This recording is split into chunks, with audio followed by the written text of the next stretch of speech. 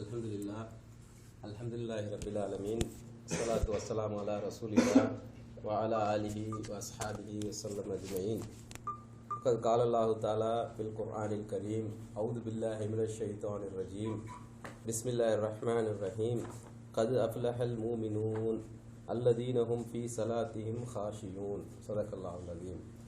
எல்லா புகழும் நம்மை படைத்து பரிபாலிக்கும் ஏக இறைவன் அல்லாஹ் சுப்ஹானஹு வ தஆலா அவன் ஒருவனுக்கே சாந்தியும் சமாதானமும் எம்பெருமானார் நபி ஸல்லல்லாஹு அலைஹி வஸல்லம் அவர்கள் மீதும் அவர்கள் குடும்பத்தினர் மீதும் அவர் வழிவந்த சத்திய சஹாபாக்கள் மீதும் நம் அனைவர் மீதும் உண்டாக பிரார்த்தித்தவனாக, கண்ணியத்திற்குரிய சகோதரர்களே, அஸ்ஸலாமு அலைக்கும் ரஹ்மத்துல்லாஹி வபரகாத்துஹு. அன்பார்ந்த சகோதரர்களே, கடந்த அமர்வுகளின் மூலம் நாம் பல விஷயங்களை மெதுவாக நாம் வாழ்க்கையில் உள்வாங்கிக் கொண்டு அதை கடைபிடிப்பவர்களாக இருக்கின்றோம். அல்லாஹ் சுப்ஹானஹு வ தஆலா சொல்கின்றான். அல்லாஹ் சுப்ஹானஹு வ தஆலா சொன்னதாக நபி ஸல்லல்லாஹு அலைஹி வஸல்லம் அவர்கள் சொல்கிறார்கள், ஒருவருக்கு நலம் நாடி விட்டால் இந்த தீனின் கல்வியை அல்லாஹ் சுப்ஹானஹு வ தஆலா அதிகப்படுத்துவான். அந்த வகையிலே நாம் மெதுவாக கொஞ்சம் கொஞ்சமாக ஒரு சிஸ்டமேட்டிக் டிரான்சிஷன் ஆஃப் ஒரு இஸ்லாமிக் லைஃப் என்ற ஒரு விஷயத்தை நோக்கி நாம் சென்று கொண்டிருக்கின்றோம். அந்த வகையிலே கடந்த அமர்வுகளிலே நீங்கள் பார்த்த விஷயங்கள் அனைத்தும் இந்த ஈமான் சம்பந்தமான நிறைய விஷயங்கள், நம்பிக்கை சம்பந்தமான விஷயங்களை நாம் அதிகமாக பார்த்திருக்கின்றோம். இன்றிலிருந்து இன்னி வரும் கிளாஸ்கள் எல்லாம் நீங்கள் பார்த்தீர்கள் என்றால், இந்த ஈமானுக்கு அடுத்தபடியாக சொல்லப்படுகின்ற அமல்களை எப்படியெல்லாம் நம் வாழ்க்கையில் இணைத்து நாம் எப்படியெல்லாம் வெற்றி பெற்றவர்களாக மாற வேண்டும் என்ற அடிப்படையிலே நாம் இந்த வகுப்புகளை அமைத்துள்ளோம். இன்ஷா அல்லாஹ் அதன் அடிப்படையிலே இன்றைய வகுப்பு தொழுகை பற்றியது. தொழுகை வாழ்க்கையில் நாம் எப்படி இந்த தொழுகையை கடைபிடிக்க வேண்டும், இந்த தொழுகையை கொண்டு நாம் எப்படி வெற்றி பெற்றவர்களாக மாற வேண்டும் என்பதை பற்றியான ஒரு கருத்தாய்வு இன்ஷா அல்லாஹ். அல்லாஹ் சுப்ஹானஹு வ தஆலா இந்த மனித படைப்பை பற்றி கூறும் பொழுது சொல்லுகின்றான், லக்கது ஹலக்னல் இன்சான ஃபீ அஹ்ஸனி தக்வீம். இந்த மனித படைப்பை நிச்சயமாக நாங்கள் ஒரு நல்ல படைப்பாக படைத்துள்ளோம். மனிதன் அழகிய முறையில் படைக்கப்பட்டுள்ளான் என்று. ஆனால் அந்த மனிதன் அப்படியே அவன் விட்டு விடப்படுவான் என்று எண்ணிக்கொண்டிருக்கிறானா, அல்லது அவன் வீணாக படைக்கப்பட்டுள்ளான் என்று எண்ணிக்கொண்டிருக்கிறானா என்றால் இல்லை. அவன் ஒரு நோக்கத்திற்காக படைக்கப்பட்டிருக்கிறான். அந்த நோக்கத்தை பற்றி நாம் பல அமர்வுகளிலே என்ன படைக்கப்பட்டதன் நோக்கம் என்ன, அதற்காக நாம் என்னென்ன செய்ய வேண்டும் என்பதெல்லாம் நாம் பார்த்து கொண்டு வருகிறோம். அல்லாஹ் சுப்ஹானஹு வ தஆலா தெளிவாக சொல்லிவிட்டான், படைப்பின் நோக்கம் வமா ஹலக்துல் ஜின்ன வல் இன்ஸ இல்லா லியஅபுதூன். இன்னும் ஜின்களையும் மனிதர்களையும் அவர்கள் என்னை வணங்குவதற்காகவே என்று நான் படைக்கவில்லை என்று. ஆக இபாதத் செய்வது என்பது மனித படைப்புகளில் முக்கியமான விஷயமாகும். அவர்கள் படைக்கப்பட்டதே அல்லாஹ்வை இபாதத் செய்வதற்காக. அப்படி என்றால் என்னை படைத்து விட்டாய் அல்லாஹ், நான் எப்படி இபாதத்து செய்வது என்று மனிதன் கேட்கலாம்.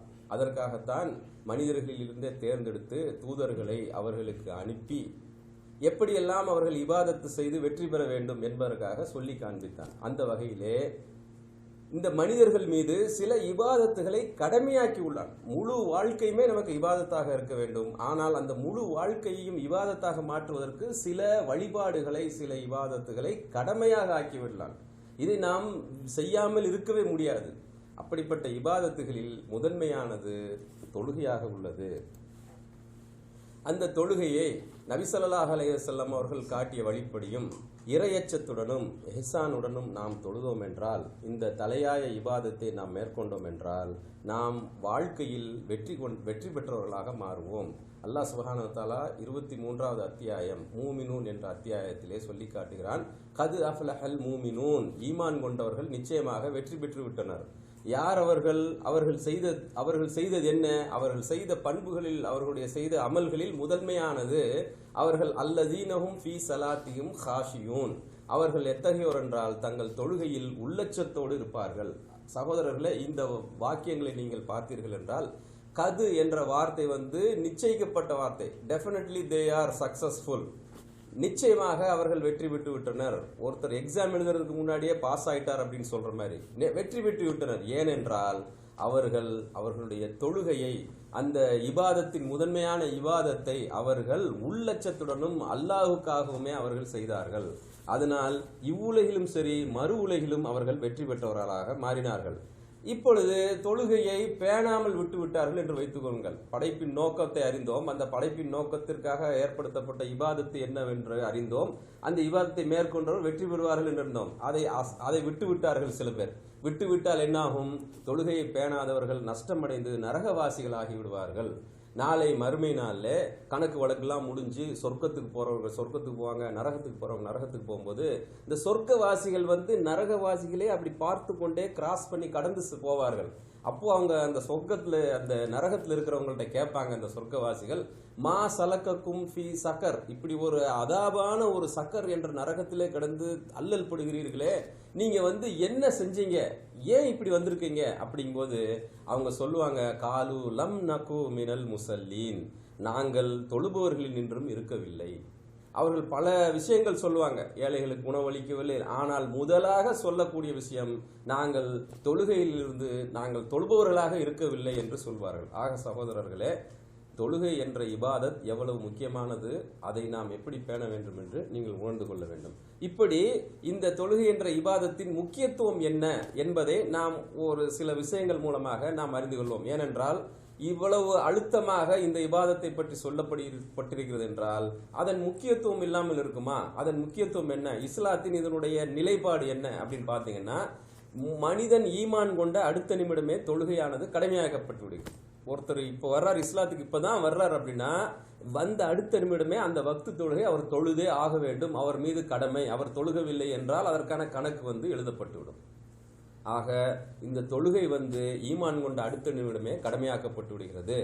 அடுத்ததாக இஸ்லாத்தில் உள்ள இபாதத்துகள் அனைத்தும், நோன்பு, ஹஜ்ஜு, ஜக்காத், இது போன்ற இந்த இபாதத்துகள் அனைத்துமே நபி ஸல்லல்லாஹு அலைஹி வஸல்லம் அவர்களுக்கு அல்லாஹ் சுப்ஹானஹு வ தஆலா ஜிப்ரீல் என்ற வானவர் மூலமாக கொடுத்து அனுப்பியது.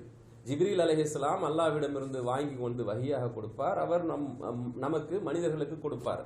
இப்படிப்பட்ட ஒரு இதாகத்தான் இருந்தது மற்ற இபாதத்துகள். ஆனால் இந்த இபாதத்து மட்டும் அல்லாஹ் சுப்ஹானஹு வ தஆலா தன்னுடைய அடியான் நபி ஸல்லல்லாஹு அலைஹி வஸல்லம் அவர்களை மிராஜ் என்ற ஒரு அற்புத விண்வெளி பயணத்தின் மூலமாக தன்னிடம் அழைத்து 7 வானங்களுக்கு அப்பால் அவரை அழைத்து அங்கு அன்பளிப்பாக கொடுத்த இபாதத்து இது.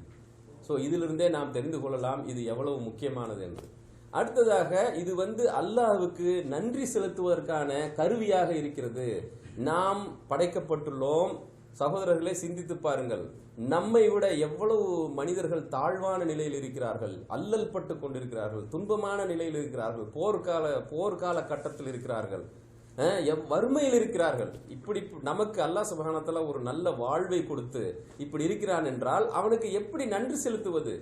அதற்கான ஒரு வழியாகத்தான் அந்த தொழுகை நன்றி செலுத்துவதற்கு ஒரு கருவியாக அமைக்கப்பட்டுள்ளது. அண்ணல் நபி ஸல்லல்லாஹு அலைஹி வஸல்லம் அவர்கள் இரவில் நின்று தொழுகும் போது கால்கள் வீங்கும் அளவிற்கு நின்று தொழுவார்களாம். அப்போது அன்னை ஆயிஷா ரலியல்லாஹு அவர்கள் கேட்கிறார்கள், யா ரசூலுல்லாஹ், இவ்வளவு நீங்கள் கஷ்டமாக தொழுகிறீர்களே என்று கேட்கும்போது, நான் ஒரு உண்மையான நன்றியுள்ள அடியானாக இருக்க விரும்புகிறேன் என்று சொன்னதாக நாம் ஹதீஸ்களில் பார்க்கிறோம். அதே மாதிரி நாளைக்கு நாம் மறுமையில் இந்த உலக வாழ்க்கை முடிந்து மறுமை வாழ்க்கை ஆரம்பிக்கிறது என்றால் அங்கு இபாதத்துகள் பற்றி கேள்விகள் கேட்கப்படும். அந்த இபாதத்துகள் பற்றி கேள்வி கேட்கப்படும் போது முதலாவதாக கேட்கப்படக்கூடிய கேள்வி என்பது தொழுகை பற்றி தான் கேட்கப்படும். ஆக தொழுகை சீராக இருந்து விட்டால் மற்ற அனைத்தும் சீராக இருக்கும் என்பது அது ஒரு விஷயம். அடுத்ததாக நாளை மஹ்ஷர் மைதானத்தில் நாம் அனைவரும் எழுப்பப்படுவோம். எல்லாம் மரணித்து அந்த உலகம் எல்லாம் அழிந்த பிறகு மஹ்ஷர் மைதானத்தில் எழுப்பப்படும் போது சூரியன் சில கிலோமீட்டருக்கு மேலாக நம் தலைக்கு மேலாக கொண்டு வரப்படும். அப்பொழுது வெப்பம் தாழாமல் மனிதர்கள் இங்கும் அங்கும் ஓடுபவர்களாக இருப்பார்கள்.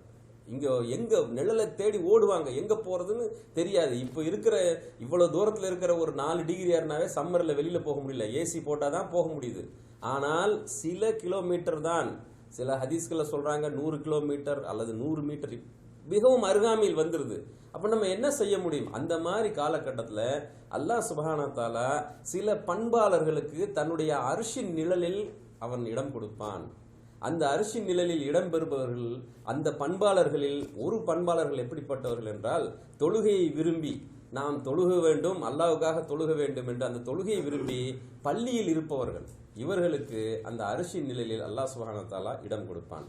அதே போன்று பார்த்தீர்கள் என்றால் இதனுடைய முக்கியத்துவத்தை நாம் புரிந்து கொள்ள வேண்டும் என்றால், இந்த இபாதத்தானது எப்படிப்பட்ட சூழ்நிலையிலும் நிறைவேற்றியாக வேண்டும். There is no excuse. இன்னைக்கு நான் உடம்புக்கு சுகம் இல்லை, இன்னைக்கு தொழுக மாட்டேன் அப்படிங்கிற எக்ஸ்கியூஸே கிடையாது. சரி, மழை பெய்யுது, சரி மழை பெஞ்சாலும் தொழுதான் ஆகணும். மழை பெய்தாலும் தொழுக வேண்டும், இடி இடித்தாலும் தொழுக வேண்டும், மின்னல் வெட்டினாலும் தொழுக வேண்டும், நிலநடுக்கம் ஏற்பட்டாலும். ஒரு இடத்துல பார்த்தீங்கன்னா இது பாகிஸ்தான் லாஸ்ட் டைம் நிலநடுக்கம் ஏற்பட்ட பொழுது வீடுகள் எல்லாம் இடிந்து விழுந்து விட்டன. இருந்தாலும் அவர்கள் தொழுகை விட முடியாது, அவர்கள் அங்கு தொழுது கொண்டிருந்தார்கள். பூகம்பம் ஏற்படுகிறது, பூகம்பத்தால் எல்லாம் அழிந்து விட்டது, சூறாவளி காற்று வீசி வீடெல்லாம் போயிடுச்சு, அப்பவும் நாம் தொழுதுதான் ஆக வேண்டும். அதே போன்று சகோதரர்களே, நம்முடைய தொழுகை நம்முடைய இடம் இருக்கிறது, தொழுகிறதுக்கு இடம் இல்லையே. நீங்க பாருங்க, சில ஜமாத்தார்கள் ரயில்ல போகும்போது ட்ரெயின்ல அந்த ஒரு ஓரத்துல இருந்து கூட தொழுகிறதெல்லாம் பார்த்திருக்கோம். ஏனென்றால் தொழுகையை எந்த சூழ்நிலையிலும் விட முடியாது. நாம் இருக்கின்ற பணி செய்யக்கூடிய இடம் எப்படி இருந்தாலும் தொழுதுதான் ஆக வேண்டும். நாம பிரயாணத்தில் இருந்தாலும் தொழுதுதான் ஆக வேண்டும். நாம இந்த சூழ்நிலை சுமூகமான நிலை இருக்கிறது, போர்க்கால நிலை இருக்கிறது. போர்க்கால நிலையில் இருந்தாலும் நாம் தொழுதுதான் ஆக வேண்டும். ஆரோக்கியமான நிலையில் இருந்தாலும் சரி, நோயுற்ற நிலையில் இருந்தாலும் தொழுதுதான் ஆக வேண்டும். நிற்க முடியாதவர்கள் அமர்ந்து கொண்டு தொழுகலாம், அமர முடியாதவர்கள் படுத்து கொண்டு தொழுகலாம். மாற்றி தொழுவதற்கு அனுமதி இருக்கிறதே தவிர தொழுகையை விடுவதற்கு அனுமதி இல்லை. பிரயாணத்தில் இருப்பவர்கள் தொழுகையை சேர்த்து தொழுகலாமே தவிர பிரயாணம் இருக்கிறது என்று தொழுகையை விடுவதற்கு அனுமதி கிடையாது. ஆக சகோதரர்களே, இதிலிருந்து நாம் தெரிந்து கொள்ளலாம் இதனுடைய முக்கியத்துவம் என்னவென்று. அடுத்ததாக இதனுடைய முக்கியத்துவத்தை பார்த்தோம் என்றால், அல்லாஹ் சுப்ஹானஹு வ தஆலா இறையச்சத்தை பற்றி சொல்லக்கூடிய எல்லா இடங்களிலுமே இந்த தொழுகையை பற்றி தான் சொல்லுகிறான். அருள்மறை திருக்குரானை நீங்கள் எடுத்துக் கொண்டீர்கள் என்றால், சூரத்துல் ஃபாத்திஹா முடிந்தவுடன் சூரத்துல் பக்ரா ஸ்டார்ட் ஆகும். அங்கிருந்தான் குரானுடைய முழு அத்தியாயங்கள் ஸ்டார்ட் ஆகக்கூடிய இடத்தில் முதல் வசனத்திலேயே என்ன சொல்கிறான்? அலிஃப் லாம் மீம் தாலிகல் கிதாப் லா ரைப ஃபீஹ். இது ஹுதல்லில் முத்தகீன், அதாவது இறையச்சம் உடையவர்களுக்கு வழிகாட்டக்கூடிய இறைவேதம். இதில் எந்தவித சந்தேகமும் இல்லை. அந்த இறையச்சம் உடையவர்கள் எப்படி இருப்பார்கள்? அல்லதீன யூமினூன பில் கைபி வ யுகீமூன ஸலா. முதலில் ஈமான் கொள்வார்கள். அல்லதீன யூமினூன பில் கைப், மறைவானவற்றை நம்புவார்கள். அடுத்தது அவர்கள் செயல்களில் இறங்குவார்கள். செய்யக்கூடிய முதல் செயல் தொழுகைதான். ஆக பல இடங்களில் இறையச்சத்தை பற்றி அல்லாஹ் சுப்ஹானஹு வ தஆலா சொல்லும் பொழுதெல்லாம் அதாவது தொழுகையாளர்களை பற்றி சொல்லி காட்டுகிறான். இப்படிப்பட்ட தொழுகை, இப்படி உள்ள தொழுகை நம் வாழ்க்கையில் ஏற்படுத்தும் மாற்றம் என்ன ஒரு மாற்றத்தை ஏற்படுத்துகின்றது என்று பார்த்தீர்கள் என்றால், நபி ஸல்லல்லாஹு அலைஹி வஸல்லம் அவர்களை இந்த உலக மக்கள் ஈடேற்றம் பெறுவதற்காக அல்லாஹ் சுப்ஹானஹு வ தஆலா அனுப்பி வைத்தது சொல்லி காட்டுகின்றான். அவர் உங்களிலிருந்தே படிப்பறிவில்லாத ஒருவரை நாம் தேர்ந்தெடுத்து நாம் நபியாக அனுப்பினோம். அவர்கள் என்ன செய்வார்கள்? யத்லு அலைஹிம் ஆயாத்திஹி வ யுஸக்கீஹிம் என்று, அதாவது அவர்கள் அல்லாஹ்வுடைய இந்த வஹியை ஓதி காண்பிப்பார்கள், அவர்களை தூய்மைப்படுத்துவார்கள். எப்படி தூய்மைப்படுத்தினார்கள்? இந்த வஹியை தொழுகையில் சொல்லி வைத்து தினமும் இந்த வஹியை அவர்கள் ஓதி அந்த தொழுகையை கடைபிடித்து அவர்கள் தூய்மையானவர்களாக மாற்றினார்கள். அப்படிப்பட்ட ஒரு தூய்மையான மனிதர்கள் கொண்ட சமுதாயத்தை உருவாக்கினார்கள். அப்படித்தான் நாமும் இருக்க வேண்டும். அதைத்தான் இந்த தொழுகை நம் வாழ்க்கையில் மாற்றம் ஏற்படுத்துகின்றது. அதை ஒரு புகாரி முஸ்லீம்ல வரக்கூடிய இன்னொரு ஹதீஸ் ஒன்று இருக்கிறது. என்னவென்றால், அண்ணல் நபி ஸல்லல்லாஹு அலைஹி வஸல்லம் அவர்கள் சொன்னதாக அபூ ஹுரைரா ரலியல்லாஹு அவர்கள் சொல்லுகிறார்கள், உங்களுடைய வீட்டு வாசலில் ஆறு ஒன்று ஓடிக்கொண்டிருக்கிறது வைத்துக் கொள்ளுங்கள். அந்த ஆற்றிலே நீங்கள் தினமும் 5 வேளை குளிக்கின்றீர்கள். உங்கள் உடலில் அழுக்கு இருக்குமா அப்படின்னு கேட்குறாங்க. இப்போ சஹாபாக்கள் சொல்றாங்க, யா ரசூலுல்லாஹ், நாங்கள் சுத்தமானவர்களாக இருப்போமே அப்படின்னு. அதை போன்றுதான் நீங்கள் 5 நேரம் தொழுதீர்கள் என்றால் உங்கள் ஆன்மா சுத்தமாக இருக்கும் என்று. ஆக நம்மை பரிசுத்தமாக்குகிறது. இன்றைய காலகட்டத்திலே பார்த்தீர்கள் என்றால் அந்த சைத்தானிய சக்திகள் நேரடியாக நம்மிடம் மோதுகின்றன, நம் வீட்டு வாசலிலே நிற்கின்றன. அந்த மாதிரி காலகட்டங்களில் எல்லாம் நம்மளை தூய்மையானவர்களாக மாற்றுவது இந்த தொழுகைதான். இன்ன ஸலாத்த தன்ஹா அனில் ஃபஹ்ஷாயி வல் முன்கரி, நிச்சயமாக தொழுகை மனிதரை மானக்கேடானவற்றிலிருந்தும் தீமையிலிருந்தும் விளக்குகிறது என்று அல்லாஹ் சுப்ஹானஹு வ தஆலா சொல்லி காட்டுகிறான். அடுத்ததாக, நாம் ஓர் அடிமை என்ற உணர்வை நமக்கு தினம் ஏற்படுத்துகிறது இல்லையா? நம்முடைய எஜமானன் அல்லாஹ் ஒருவன் தான், நாம் அவனுக்கு அடிமை. இந்த மனநிலை மாறுவதனால்தான் மக்கள் தம் மனம் போன வழியிலே மன இச்சைக்கு உள்ளானவர்களாக ஆகிறார்கள். தான் அடிமை என்று ஒருவன் உணர்ந்தான் என்றால் எப்பொழுதுமே அவர் வழிகட்டு போக மாட்டார். அந்த அடிமை என்கிற உணர்வை இந்த தொழுகையானது நமக்கு அவ்வப்பொழுது நினைவூட்டுகிறது. அதோடு மட்டும் இல்லாமல் நம்முடைய கடமையை உணர்த்தி நம்முடைய கடமை என்ன என்று அறிய வைக்கிறது. எப்படி நாம் அல்லாஹ் சுப்ஹானஹு வ தஆலாவுடைய அடிமை, நம்முடைய கடமை என்ன? அவனுடைய கட்டளையை ஏற்று நடப்பதுதான். ஆக இந்த கடமையை எப்படி அவர்களுக்கு உணர்த்துகிறது என்றால், இன்றைய காலகட்டத்தில் மனிதனுடைய அந்த வீக்கான ஒரு சூழ்நிலையினால தன்னுடைய சுற்றுப்புற சூழ்நிலைகளால் அவன் பாதிக்கப்படுகிறான், தன்னுடைய கடமை மறந்தவனாகிறான். ஆனால் இஸ்லாத்தில் இந்த தொழுகையை 5 நேரங்களாக அழகாக பிரித்து, மனிதன் சூரிய உதயம் ஆவதற்கு முன்னால் எழுந்திருந்து இரவில் தூங்கும் வரை அவன் இந்த தொழுகையை கடைபிடிக்க வேண்டும், தன்னுடைய கடமையை உணர வேண்டும் என்று அழகாக வைக்கப்பட்டுள்ளது. அடுத்ததாக கீழ்ப்படிதலினுடைய ஒரு பயிற்சியாக நமக்கு இது உள்ளது. நல்லடியார்களினுடைய பண்புகளை சொல்லும் போது சமினா வாத்தானா, இதுதான் நல்லடியார்களுடைய பண்பாக இருக்கும். கேட்டோம், கட்டுப்பட்டோம். அல்லாஹ் சுப்ஹானஹு வ தஆலா ஒரு கட்டளை இட்டிருக்கிறான் என்றால் அதை கேட்டு கட்டுப்பட்டு வாழ்வது நம்முடைய கடமை. அந்த கடமையை நமக்கு பயிற்சியாக இது உணர்த்துகிறது.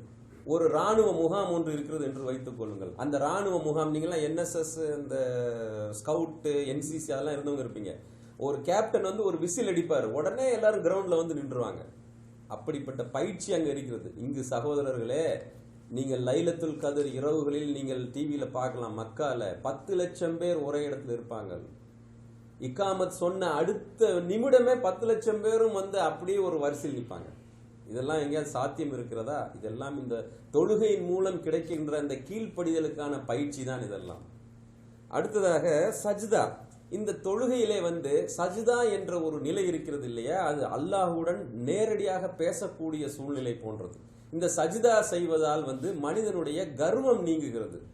நீங்கள் பாருங்கள், மனித இனத்தினுடைய அந்த என்ன சொல்றது, கீழ்ப்படிதலுக்கான உச்சக்கட்ட நிலை. நம்ம மாற்று மதத்தெல்லாம் பார்க்கலாம், சாஷ்டாங்கமா விழுந்து வணங்குவாங்க. அதுல பாத்தீங்கன்னா தலையும் காலும் நேர் ஓட்டுல தான் இருக்கும். ஆனா இந்த சஜ்தாவில் தலை ஆக கீழே இருக்கிறது.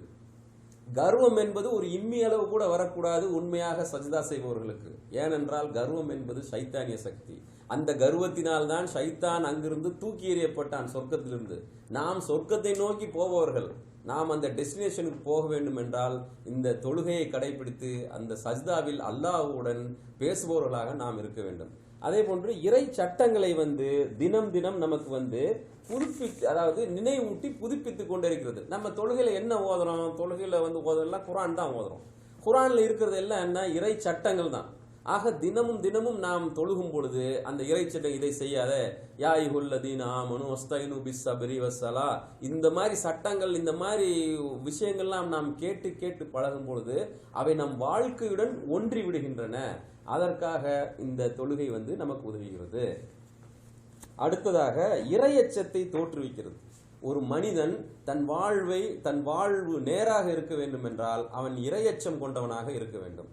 இந்த ரமதான்ல சொல்றோம்ல, எதற்காக நோன்பு வைக்கிறோம்? இறையச்சம் வருவதற்காக. அதே போன்றுதான் எல்லா இபாதத்துகளும் இறையச்சத்தை தோற்றுவிக்க வேண்டும். நாம் தொழுகிறதுக்கு மஸ்ஜிதுக்கு போறோம், நாம ஒது செய்யாம கூட போலாம். யாருக்காவது தெரியுமா இவர் ஒது செஞ்சுட்டு வந்தாரா இல்லைன்னு தெரியாது. ஆனால் நாம் ஒது பண்ணி விட்டுத்தான் செல்வோம். ஏன்? அல்லாஹ் நம்மளை பார்ப்பான், அல்லாஹ்வுக்கு தெரியும் நாம் ஒது செஞ்சுட்டு வந்தனா இல்லையான்னு. அதே மாதிரி தொழுகிற இடத்துல நம்ம எப்படி வேணாலும் தொழுகலாம், இப்படி கையை காலை இது பண்ணி கூட தொழுகலாம். ஆனால் தொழுவதிலே ஒரு அச்சத்துடன் நின்று தொழுகிறோம், அந்த இமாமை பின்பற்றி தொழுகிறோம். இதெல்லாம் எதற்காக என்றால் அல்லாஹ் நம்மை பார்த்து கொண்டிருக்கிறான் என்ற ஒரு இறையச்சம். இந்த இறையச்சம் தினமும் 5 வேளையும் புதுப்பிக்கப்பட்டு நம்முடைய சொல் செயல் அனைத்தும் அல்லாஹ்வுடைய அச்சத்தை முன்னிறுத்தி இருப்பதாக இருக்கும் பொழுது நம் வாழ்வு சீர்பெறும் இல்லையா? அதற்கான ஒரு பயிற்சி இங்கு. அடுத்ததாக கூட்டு வாழ்க்கைக்கான ஒரு பயிற்சியை இங்கு கொடுக்கிறது. இந்த 5 வேளை தொழுகையும் சரி, ஜும்மா தொழுகையும் சரி, இந்த கூட்டாக செய்யக்கூடிய அனைத்து தொழுகையுமே மனிதர்களை, அதாவது நம்முடைய இந்த தொழுகையை சிறமேற்கொண்டு செய்கின்ற இந்த உம்மத்துகளை, முஸ்லிம்களை ஒரு உறுதியான இணைந்த சமுதாயமாக மாற்றுகிறது. இப்ப இதற்கான பயிற்சியை இது கொடுக்கிறது. இங்கே ஒற்றுமையும் உறுதியையும் பழகி கொண்ட இந்த முஸ்லிம் சமுதாயம் ஆனது சைத்தானிய சக்திகளை ஈஸியாக வெல்லக்கூடுமா இல்லையா என்பதை நீங்கள் சிந்தித்து பாருங்கள். அதற்கான ஒரு பயிற்சியை இந்த தொழுகை நமக்கு கொடுக்கின்றது. இப்படியாக நம் வாழ்க்கையில் பல மாற்றங்களை ஏற்படுத்தக்கூடிய தொழுகையை நாம் எப்படி தொழுவது? இப்படிதான் எப்படி தொழுவது? நபி ஸல்லல்லாஹு அலைஹி வஸல்லம் அவர்கள் ஒரே வழியில் சொல்லிவிட்டு சென்று விட்டார்கள். என்னை எவ்வாறு தொழக் கண்டீர்களோ அவ்வாறே நீங்களும் தொழுங்கள். நான் தொழுகிறேன், ஏனென்றால் அவர்தான் அல்லாஹ் மனிதர்களிலிருந்து தேர்ந்தெடுத்த தூதர். அவர் அல்லாஹ்விடமிருந்து செய்தியை வாங்குபவர். அவர் தொழுவதை போன்றுதான் நாம் தொழுக வேண்டும். அதில் சில அந்த தொழுகையில் என்னென்ன ஸ்டெப்ஸ் அப்படின்னு பாத்தீங்கன்னா, மன ஓர்மையுடனும் உள்ளச்சத்துடனும் தொழுக வேண்டும். கூமு லில்லாஹி கானிதீன், அல்லாஹ் சுப்ஹானஹு வ தஆலா இங்கு சொல்லி காட்டுகிறான். அன்புள்ள சகோதரர்களே, இந்த உள்ளச்சத்துடன் தொழுவது என்பது அந்த விஷயத்தை நாம் புரிந்து கொண்டிருந்தோம் என்றால் தொழுவோம். இந்த இதை பாருங்க சகோதரர்களே, பாருங்க எவ்வளவு உள்ளச்சத்துடன் தொழுவதாக இருந்தால் அந்த தொழுகின்ற போது அவர்களுக்கு அழுகை வரும். நீங்க எத்தனையோ தரம் பார்த்திருப்பீங்க. மக்கள் எல்லாம் அவங்க அந்த குர்ஆனை ஓதும் பொழுது அந்த உள்ளச்சம் ஏற்படும் பொழுது அவர்களை அறியாமல் அழுவார்கள். அதை கேட்பவர்கள் அழுவார்கள். இதெல்லாம் எப்பொழுது ஏற்படும் என்றால் அந்த அல்லாஹ்வுக்காக அந்த மன ஓர்மையுடன் உள்ளச்சத்துடன் தொழுகும் பொழுதுதான். இப்போ அந்த உள்ளச்சத்துடன் தொழுக வேண்டும் என்றால் தொழுவதிலே இருக்கக்கூடிய விஷயங்களை நாம் புரிந்தவர்களாக இருக்க வேண்டும். அதை நாம் புரிந்து கொள்வதற்கான ஏற்பாடுகளை நம்ம செய்யணும். அதனாலதான் அல்லாஹ் சுப்ஹானஹு வ தஆலா இங்கு சொல்லி காட்டுகிறான் 2:238 நீங்கள் தொழுகைக்காக அல்லாஹ்வின் முன்னிலையில் நின்றால் உள்ளச்சப்பாட்டுடன் நில்லுங்கள். முக்கியமான விஷயமாக நாம் எப்படி தொழுக வேண்டும் என்றால் அப்படிதான் நம்ம பார்த்தோம் இல்லையா? அது மாதிரி இப்போ குறித்த நேரத்தில் தொழுக வேண்டும். இன்ன ஸலாத்து கானத் அலல் மூமினீன கிதாபம் மௌகூதா, நிச்சயமாக குறிப்பிட்ட நேரங்களில் தொழுகை நிறைவேற்றுவது மூமின்களுக்கு விதியாக்கப்பட்டுள்ளது. இதுல பாத்தீங்கன்னா நம்ம ஊர்ல ஃபஜ்ர் தொழுகையை 12 மணிக்கு தொழுகிறார், அசர் தொழுகையை ராத்திரி 8 மணிக்கு தொழுவார். கேட்டா எல்லாம் கசா தொழுதுக்குவோம் அப்படின்னு சொல்லுவாங்க. அதற்கான சட்ட திட்டங்கள் எல்லாம் இந்த புத்தகத்தில் இருக்கு. சகோதரர்களே, அல்லாஹ் சொல்லி காட்டுகிறான் குறித்த நேரத்தில் தொழுகையை தொழுக வேண்டும் என்று. அந்த தொழுகை அல்லாஹ்வுடைய கட்டளையை தான் நாம் நிறைவேற்ற வேண்டும். இந்த பிளெக்சிபிலிட்டியே கிடையாது. ஒவ்வொரு நேரமும் அங்க இந்த நேரத்துல ஃபஜ்ர் தொழுகை என்றால் ஃபஜ்ர் தொழுகை ஃபஜ்ரான நேரத்தில் தான் தொழுக வேண்டும். சூரிய உதயத்திற்கு பிறகு தொழுவோம் என்பது அது தொழுகையை விட்டதற்கு சமமாகிவிடும். இன்ஷா அல்லாஹ் அதனால் தொழுகையை நேரம் குறித்ததாக அமைத்துக் கொள்ளுங்கள். அடுத்ததாக தொழுகையை ஜமாத்தாக தொழுக வேண்டும். இதுதான் இஸ்லாத்தினுடைய நிலைப்பாடு. தனியாக தொழுவதற்கு நமக்கு அனுமதி இருந்தாலும் ஜமாத்தாக தொழுவதுதான் நமக்கு முக்கியமானது. அண்ணல் நபி ஸல்லல்லாஹு அலைஹி வஸல்லம் அவர்கள் சொன்னார்கள், ஜமாத்தாக சேர்ந்து தொழுபவர்கள் 27 மடங்கு நன்மை கிடைக்கும் என்று. ஜமாத்தாக தொழுகும் பொழுது சகோதரத்துவம் மலர்கிறது. அந்த நம்முடைய அந்த தான் என்னும் அகம்பாவம் நீங்குகிறது. இதெல்லாம் ஜமாத் தொழுகையினுடைய ஒரு அட்வான்டேஜ். ஒரு சம்பவம் நான் உங்களுக்கு சொல்லிக்கொள்ள ஆசைப்படுகிறேன். உமர் ரலியல்லாஹு அவர்களுடைய காலத்துல பாரசீக மன்னன் ருஸ்தும் அப்படின்னு இருக்கான். அவன் ரொம்ப ஆணவமான ஆளு. அவன் இஸ்லாத்தை ஏத்துக்கவில்லை. மாறாக அங்கு இருக்கிறவர்களை எல்லாம் கொடுமையான ஆட்சி செய்து கொண்டிருக்கிறான். அப்போ அந்த பாரசீகத்தை வெல்வதற்காக சாத் பின் அபி வக்காஸ் தலைமையில உமர் ரலியல்லாஹு அனுப்பி விடுறாங்க ஒரு படையை. அனுப்பி விட்டோன்னா அங்க போய் ரெடி ஆயிட்டாங்க. நாளைக்கு வார் ஸ்டார்ட் ஆக போகுது. அப்போ இந்த ருஸ்துமுடைய நினைவு எப்படி இருந்ததுன்னால், இவங்கெல்லாம் தாழ்ந்த மக்கள், இவங்கெல்லாம் அடிமையாவே வாழ்ந்து பழகியவர்கள், பாலைவனத்தில் இருந்தவர்கள். இவங்களுக்கெல்லாம் என்ன தெரியும்? இந்த டிசிப்ளின் என்ன தெரியாது, வார் டாக்டிக்ஸ்னா என்னன்னு தெரியாது. இவங்கெல்லாம் நம்மளை நம்ம கூட சண்டை போட வந்துட்டாங்களே அப்படிங்கிற ஒரு ஆணவம் இருந்தது. அந்த ருஸ்தும் என்ன பண்றாருன்னா, முத நாள் இரவுல சில தன்னுடைய ஆட்களை கூப்பிட்டுட்டு அவங்க படையை போய் வேவு பார்த்துட்டு வருவோம் வாங்க அப்படின்னு சொல்லிட்டு வர்றாங்க. வரும்பொழுது சாது பின் அபி வக்காஸுடைய ரலியல்லாஹு அன்ஹு அவருடைய தலைமையில் தொழுகை நடந்து கொண்டிருக்கிறது. அங்கு ஜமாத் நடந்து கொண்டிருக்கிறது. அந்த ஜமாத்தை பார்த்த உடனே அவர் சொல்லிட்டார், உமர் என்னுடைய ஈரலை கடித்து தின்று விட்டார். அங்க பார்த்த உடனே அவருடைய தோல்வி அவருக்கு டிசைட் ஆயிடுச்சு. இவ்வளவு டிசிப்ளின்டா, இவ்வளவு ஒரு அமைப்பா இருக்கக்கூடிய மனிதர்கள் நிச்சயமாக நம்மை வெற்றி பெற்று விடுவார்கள் என்று. ஆக சகோதரர்களே, ஜமாத்துடைய தொழுகை என்பது மிகவும் முக்கியமானது. நம்ம இப்பவுமே பார்க்குறோம், மெட்ராஸில் வந்து ஈது தொழுகை நடந்துன்னு வச்சுங்களேன், எங்கள் மெரினா பீச்சில் நடக்கும். தொழுகை வர்ற எவ்வளோ கூட்டம் வருதோ அதே மாதிரி அந்த தொழுகையை பார்க்கறதுக்கு நிறைய பேர் நான் முஸ்லீம்ஸ் வருவாங்க.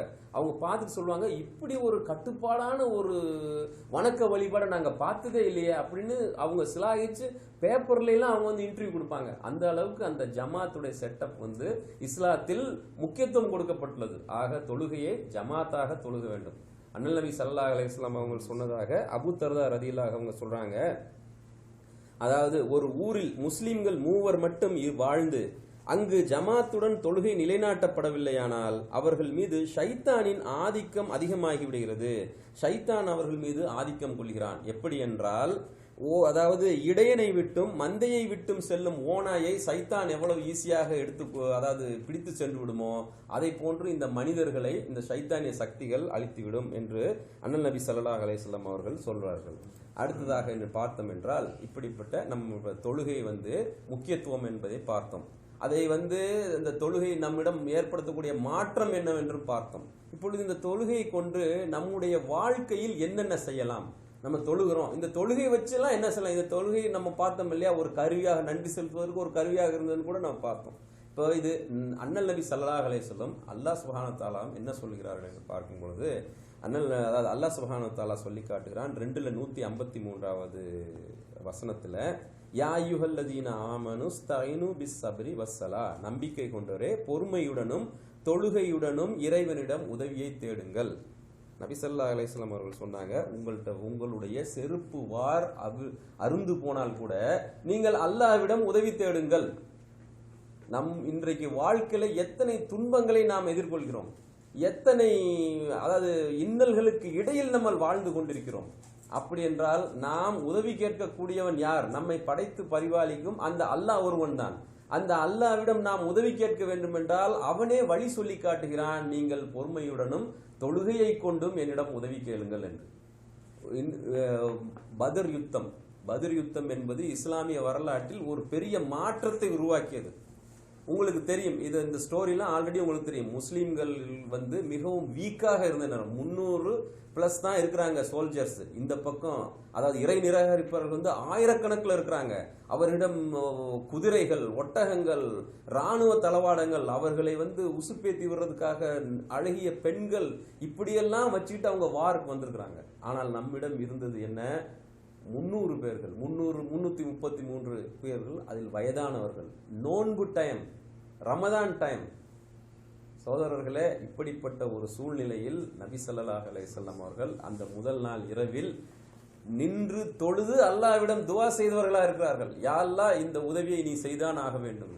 அல்லாஹ் அந்த தொழுகையை ஏற்றுக்கொண்டான், துஆவை ஏற்றுக்கொண்டான்.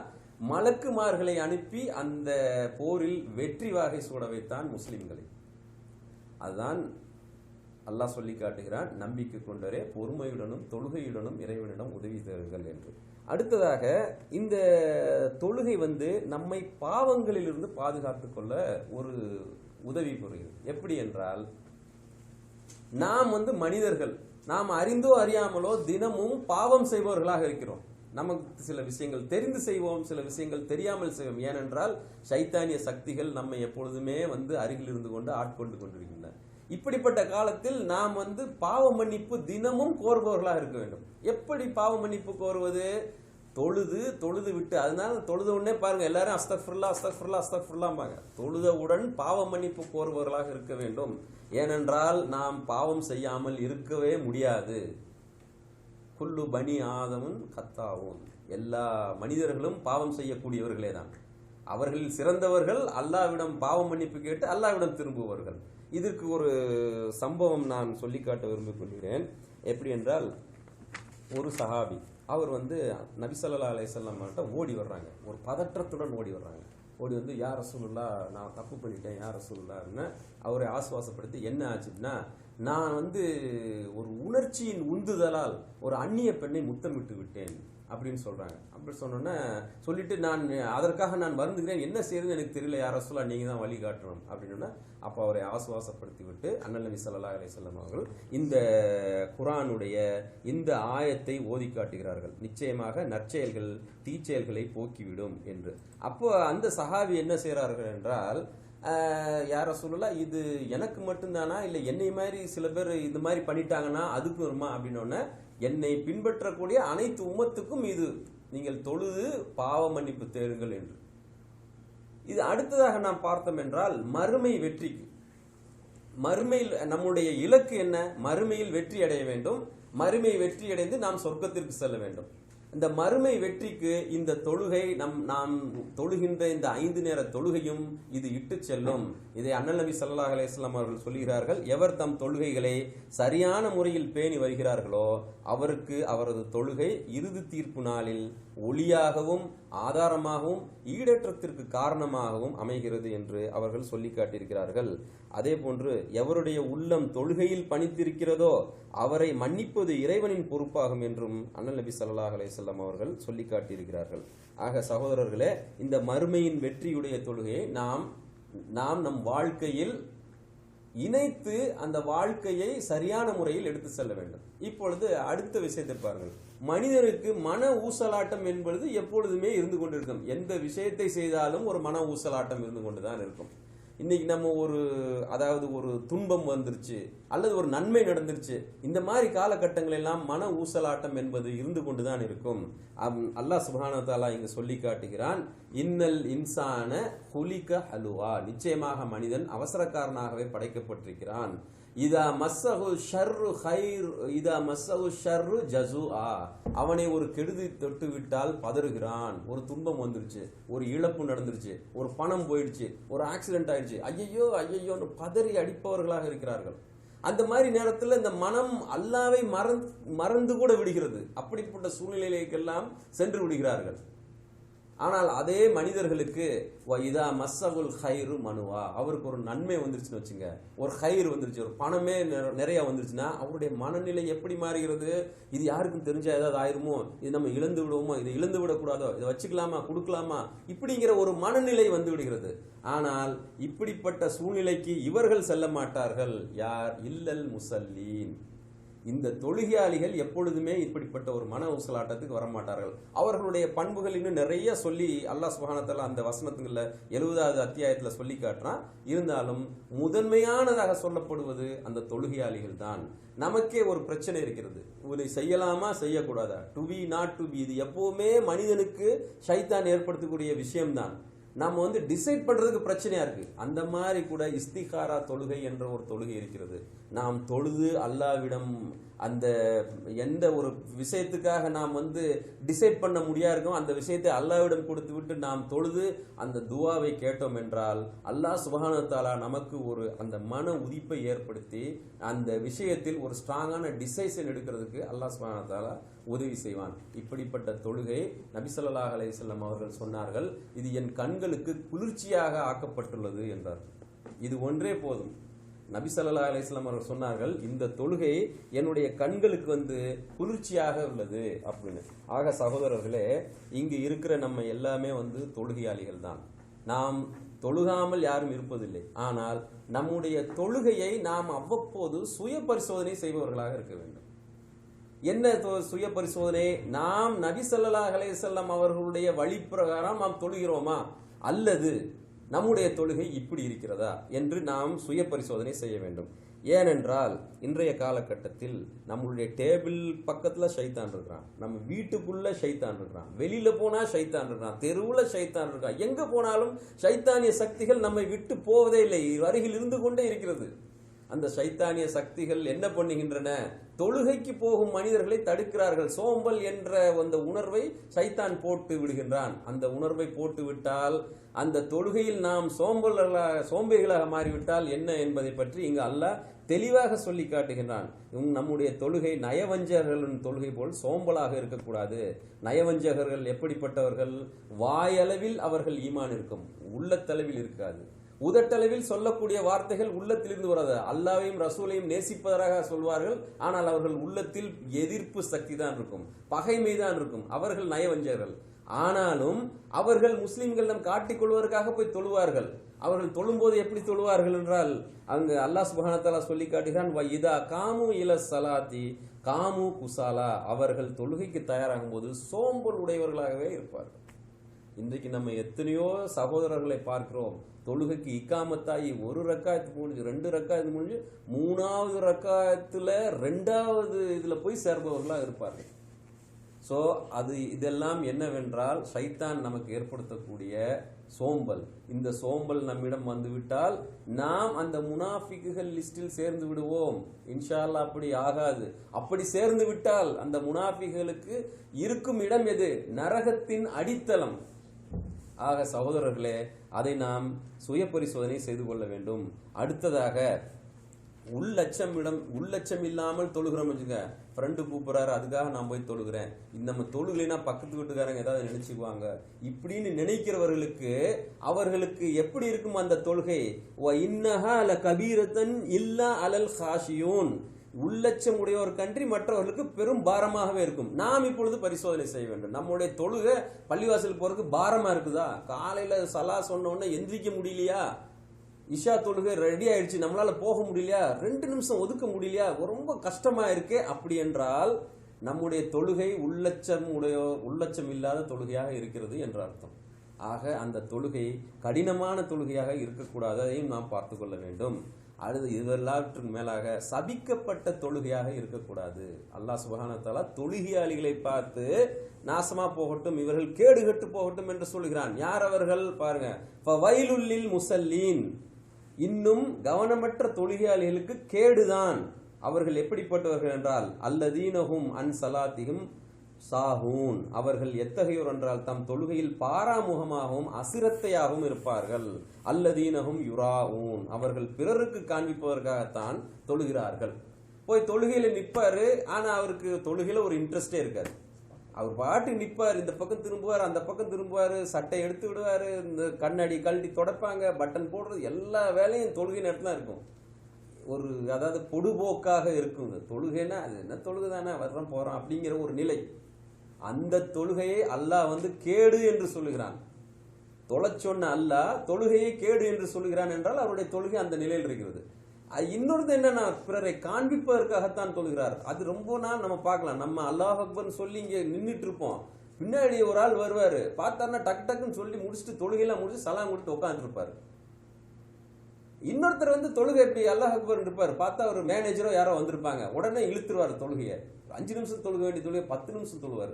அவர் மேனேஜர் பார்த்து பயங்கர பக்திமான இருக்காரு இவர் அப்படின்னு சொல்லணும் அப்படிங்கிறக்காக. இவர் தொழுகிறது அல்லாஹ்வுக்காக இல்லை, இவங்க மனிதர்களுக்காக தொழுகிறார். இப்படிப்பட்ட தொழுகையாளிகளுக்கு அவர்களுடைய தொழுகை கேடுதான் அப்படின்னு அல்லாஹ் சுப்ஹானஹு வ தஆலா சொல்லி காட்டுகிறான். இந்த மாதிரி தொழுகை நம்மிடம் இருக்கிறதா என்று நாம் சுய பரிசோதனை செய்து கொள்ள வேண்டும். சரி, இதெல்லாம் நம்ம எல்லாம் தொழுகையாளிகளுக்குரிய விஷயங்கள். இதெல்லாம் இன்னைக்கு நம்ம ஊர்ல எடுத்துக்கிட்டீங்கன்னா எத்தனை பேர் தொழுகாம இருக்கிறாங்க சகோதரர்களே. நம்முடைய குடும்பத்தில், நம்முடைய சுற்றத்தார், நம்முடைய ஊர்ல, நம்முடைய தெருவுல எத்தனை பேர் தொழுக போகாம இருக்கிறாங்க. தொழுக போகலைன்னா என்ன டேஞ்சர்னு அவங்களுக்கு தெரியறது இல்லை. அல்லாஹ் இங்க பாருங்க சொல்லி காட்டுறாங்க. தொழுகை விட்டவர்களின் நிலையை சொல்லி காட்டும் பொழுது, தொழுகையை விட்டவர்கள் தொழுகை நிலைநிறுத்துங்கள், இணை வைப்பவர்களில் உள்ளவர்களாக நீங்கள் ஆகிவிட வேண்டாம் என்று அல்லாஹ் சுப்ஹானஹு வ தஆலா சொல்லி காட்டுகிறான். தொழுகை விட்டோம் என்றால் இணை வைப்பவர்களில் இருந்தும் ஆகிவிடுகின்றோம். அதே விட நபி ஸல்லல்லாஹு அலைஹி வஸல்லம் அவங்க சொல்றாங்க, ஒரு மனிதனுக்கும் இறை நிராகரிப்புக்கும் இணை வைத்தலுக்கும் இடையில் உள்ள வேறுபாடு தொழுகையை விடுவதாகும். 2 பேர் போயிட்டு இருக்காங்க, 2 முஸ்லிம், இப்ராஹிம் முகமது 2 பேர் போயிட்டு இருக்காங்க. தொழுகை நேரம், முகமது தொழுகைக்கு போயிடுறாரு, இப்ராஹிம் தொழுகை போகாம அவர் பாட்டுக்கு வீட்டுக்கு போயிடுறாரு என்றால் இஸ்லாமிய பார்வையில் அவர் இஸ்லாத்திலிருந்து வெளியேறி விட்டார் தான் அர்த்தம். அதுதான் நீங்க சொல்லப்பட்டிருக்கிறது. அதாவது மனிதனுக்கும் ஒரு இறை நம்பிக்கையாளனுக்கும் சாதாரண மனிதனுக்கும் அந்த இறை நம்பிக்கை இல்லாதவனுக்கும் உள்ள முஷ்ரிக்கும் உள்ள வித்தியாசம் என்ன? தொழுகைதான். இந்த தொழுகையை வைத்துத்தான் இவர் முஸ்லிமா இல்லையா என்றே இஸ்லாத்தில் இடை போடப்படுகிறது. ஆக சகோதரர்களே, தொழுகையை நாம் விட்டவர்களை நாம் அல்ஹம்துலில்லாஹ் எல்லாரும் தொழுபவர்களாக இருக்கிறோம். ஆனால் இந்தியாவில் எத்தனையோ பேர் தொழுகாதவர்களாக இருக்கிறார்கள். அந்த இறை அச்சம் என்பது அவர்களுக்கு இல்லாமல் இருக்கிறது. தொழுகையினுடைய முக்கியத்துவம் என்னவென்று தெரியாமல் இருக்கிறது. இப்படிப்பட்டவர்களை தொழுகை இழுத்து கொண்டு வருவது நம்முடைய கடமை. அதோடு இல்லாம இந்த தொழுகை விட்டவருடைய நிலைமை பாருங்கள். தொழுகை விட்டவர் நாளை மறுமையில் ஃபிரௌன், ஹாமான், காரூன் மற்றும் உபை பின் கலப் போன்ற கொடிய இறை மறுப்பாளர்களுடன் எழுப்பப்படுவார்கள். மௌத்தாயிராரு, இங்க தொழுகிறதே இல்லை, மௌத்தாயிட்டாரு. நாளைக்கு எழுப்பப்படும் போது ஃபிரௌன் கூட எழுப்பப்படுவார். அவருக்கு தெரியுமா அவர் ஃபிரௌனா, அவர் காரூனான்னு அவருக்கு தெரியுமா? ஆனாலும் எழுப்பப்படும் போது அவர்களுக்கு பண்ணப்படுகின்ற அதாபை பார்ப்பார். அந்த அதாபுடன் அவர் எழுந்திருப்பார். காரூன், ஹாமான், ஃபிரௌன் எல்லாம் அல்லாஹ் சுப்ஹானஹு வ தஆலா எழுப்புகிறான் என்றால் ரொம்ப நிம்மதியா வாங்கன்னா எழுப்புவான். அவர்கள் எவ்வளவு அதாபுடன் அவர்கள் எழுப்பப்படுவார்கள். தொழுகையை விட்டவர்கள் அந்த மனிதர்களுடன் எழுப்பப்படுவார்கள் என்று சொல்லப்பட்டிருக்கிறது. ஆக சகோதரர்களே, ஒரு மூமினுக்கும் நிராகரிப்போருக்கும் இருக்கிற எல்லை கோடு என்பது தொழுகைதான். இந்த தொழுகை விட்ட நம் சகோதரர்களே அவர்களை அழைத்து தொழ வைக்க வேண்டும். இறுதியாக நாம் நம்முடைய அந்த இறுதி கட்டத்திற்கு வந்திருக்கிறோம். மரணம் என்பது மனிதனுக்கு வரக்கூடியது. இந்த உண்மையை தீனை ஏற்றுக்கொண்டவர்களும் சரி, தீனை ஏற்றுக்கொள்ளாதவர்களும் சரி, அல்லாவை வணங்குபவர்களும் சரி, வணங்காத யாராக இருந்தாலும் இந்த உண்மையை அறியாத மனிதர்களே இல்லை. மரணம் என்பது வந்தே தீரும். ஆனால் மரணம் என்பது காலம், நேரம், இடம் இது குறித்தா வருகிறது. எப்பொழுது வேண்டுமானாலும் மரணம் வரலாம். மரணம் என்பது அடுத்த நொடியில் வரலாம். இன்றைய காலகட்டத்தில் நம்ம கேட்கிறோம், போயிட்டே இருந்தாரு, ஹார்ட் அட்டாக் மூத்தாயிட்டாரு. இங்க போயிட்டு இருந்தாங்க, கார் ஆக்சிடென்ட் வந்து ஸ்பாட்ல அவுட் ஆயிட்டாங்க. எல்லாம் எத்தனை 35 வயசு, 24 வயசு. இப்படியாக மரணம் என்பது வயது கிடையாது, நேரம் கிடையாது, காலம் கிடையாது, இடம் கிடையாது. மரணம் வந்தே தீரும். அந்த மரணம் வருகின்ற நிலைமை உண்மையான நிலைமை. அந்த மரணம் அந்த மரணத்தில் நமக்காக அடுத்தவர்கள் தொழ வைப்பதற்கு முன்னால் நாம் நம்முடைய தொழுகையை நாம் பேணிக்கொள்வோம் சகோதரர்களே. அடுத்ததாக சகோதரர்களே, நான் ஒரு சின்ன வீடியோ கிளிப்.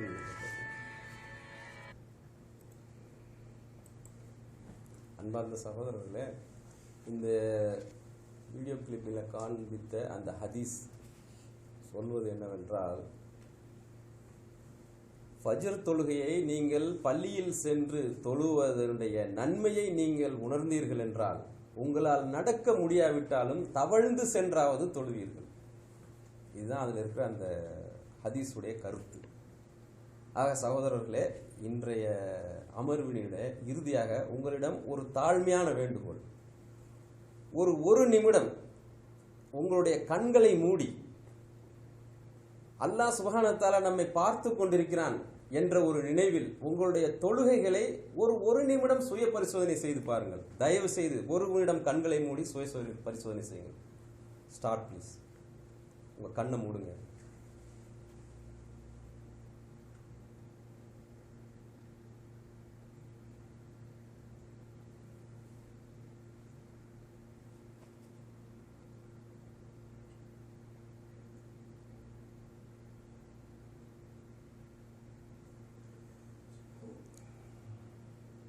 ஜஸாக்குமுல்லா ஹைர். அன்பார்ந்த சகோதரர்களே, உங்களுடைய பரிசோதனையை நீங்களே உணர்ந்திருப்பீர்கள். இன்ஷா அல்லாஹ் இந்த தொழுகையை நாம் அல்லாஹ்வுடைய கட்டளை பிரகாரமும் நபி ஸல்லல்லாஹு அலைஹி வஸல்லம் அவர்கள் காட்டிய வழி பிரகாரமும் தொழுவோம். வெற்றி பெற்றவர்களாக மாறுவோம். இம்மையிலும் மறுமையிலும் வெற்றி பெற்றவர்களாக மாறுவோம். ரப்பனா ஆத்தினா ஃபித் துன்யா ஹஸனா வ ஃபில் ஆখিরাতি ஹஸனா.